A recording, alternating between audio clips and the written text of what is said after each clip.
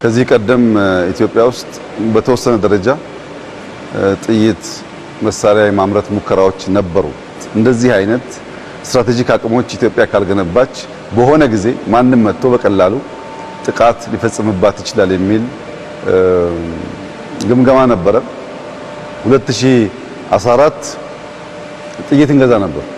2015 ነው ፋብሪካውን መትከል የጀመርነው። ዛሬ ኢትዮጵያ ክላሽ፣ ብሬን፣ ስናይፐር፣ ዲሽቃ፣ ታንክ ሁሉም አይነት መድፎች ለራሷ ሳይሆን ለገበያ በቂ የሆነ የማምረቻ አቅም በጣም ዘመናዊ ሮቦቲክስ የትራዲሽናሉ ሳይሆን በሰዓት በጣም ከፍተኛ የማምረት አቅም ያለው ፋብሪካ ገንብታለች። ዘሆል ግቢው ካፓሲቲው ኢትዮጵያን ይመጥናል። ኢትዮጵያ እንደዚህ አይነት አቅም ሲኖራት ማየት በጣም ደስ ይላል። ከግብአት አንጻር የነበረባትን ውስንነት ከሞላ ጎደል ፈታለች። ልብስ እና ምርት ሳይሆን ኢምፖርት እናደርግ ነበር ለወታደሩ።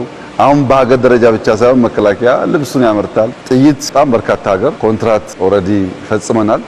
በዚህ 3 ወር ብቻ ከ30 ሚሊዮን ያላነሰ ዶላር ሽያጭ ሽጠናል እና ማምረት መሸጥ ስለቻል አሁን ኢትዮጵያን የማጽናት ኢትዮጵያን የማስቀጠል ለልጆቻችን በአማረና በተሻለ ደረጃ የማስረከቡ ነገር በጣም መስመር እየያዘ በሁሉም መስክ እመርታዎቹ እየታዩ የተጨበጡ መጥተዋል። አዳዲስ አቅሞች በመጨመር ዘመኑ የደረሰበት ዲጂታል ደረጃ በማድረግ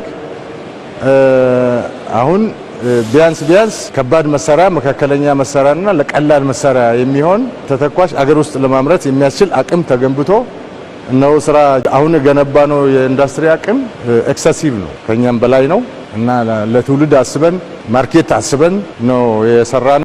በዚህ ዓመት ከፍተኛ ትኩረት ከተሰጠው ሴክተር አንዱ ከአምስቱም ፒላርስ ኢንዱስትሪ ነው። እስከ 12% እድገት ይጠበቅበታል። የመከላከያ ኢንዱስትሪ ብቻ የመጣው እድገት ግን በጣም ተስፋ ሰጪና ኢትዮጵያ በእውነትም እያንሰራራች ከስጋት ወጥታ ቤዚክ የሚባሉ ምርቶች አምርታ ራሷን ለመከላከል ራሷን ለማሳደግ የሚያስችል አቅም እየፈጠረች ነው የሚለውን በደንብ የሚያሳይ ነው። በቂ ምግብ የማያመርት ሀገር፣ ራሱን የማይመግብ ሀገር ለማንኛውም አደጋ የተጋለጠ ነው። የራሱን ልብስ ማምረት የማይችል ሀገር ለአደጋ የተጋለጠ ነው። ምክንያቱም ልብስ ሰው እስካለ ድረስ፣ ምግብ ሰው እስካለ ድረስ አይቀሬ ስለሆነ። ሶስተኛው መድኃኒት ነው። መከላከል እንደተጠበቀ ሆኖ በመድኃኒትም ደግሞ ራስን መቻል ያስፈልጋል። በሁሉም መስክ ኢትዮጵያ ተስፋ አላት። ኢትዮጵያ እያንሰራራች ነው። ኢትዮጵያ ጀምራ እየጨረሰች ነው። በ1 ዓመት ተኩል በ2 ዓመት ውስጥ እንደዚህ አይነት ኢንዱስትሪ ማየት የራስን ፍላጎት ሸፍኖ ኤክስፖርት የሚያደርግ ኢንዱስትሪ ማየት በጣም ትልቅ ክብርና ኩራት ነው።